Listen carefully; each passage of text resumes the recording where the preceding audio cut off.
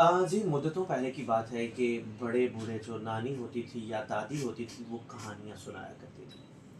कहानी कुछ यूँ होती थी कि बहुत पिछले ज़माने की बात है कि एक शहज़ादा था। वो शहज़ादा एक मुल्क पे हुकूमत करता और फिर उसके मुल्क के लोग बड़े खुश थे। दादियाँ चली गईं, नानियाँ चली गईं और सुनने वाले भी चले गए। लेकिन आज भी फ़ाकिहा कमर के हाथों से लिखे हुए नन्हे बच्चों की वो कहानियाँ, वो छोटी-छोटी सी बातें और वो छोटी-छोटी सी चीज़ें जो उनको बड़ा करती जा रही हैं, आज भी ज़िंदा है। फ़ाकिहा कमर एक ऐसा नाम जो कि रेडियो पाकिस्तान की आवाज़ तो है ही, इसके साथ-साथ एक खूबसूरत लिखने वाली कलमकार भी हैं। आपकी कहानियाँ पढ़ी जाती हैं, सुनी जाती हैं, सुनाई जाती हैं।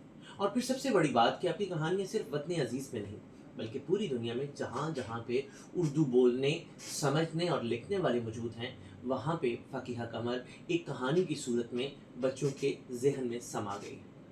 आज ऐसे ही एक फ़ाकिहा कमर को हम अपनी बातों में लेके आए, जो कि आपसे थोड़ी ही देर के बाद प्रोग्राम करेंगे। अगर आज भी आप चाहते हैं कि वो नानी और वो दादी जो कि इस वक़्त बच्चों को कहानी सुनाने के लिए नहीं मौजूद, तो फ़ाकिहा कमर का वो कहानियों का आप खूबसूरत सा किताबों में लिखा हुआ एक आपकी लाइब्रेरी में होना चाहिए, आपके पास होना चाहिए। ज़रूर पढ़िएगा, क्योंकि फ़ाकिहा कमर अच्छा बोलती ही नहीं, अच्छा लिखती भी है।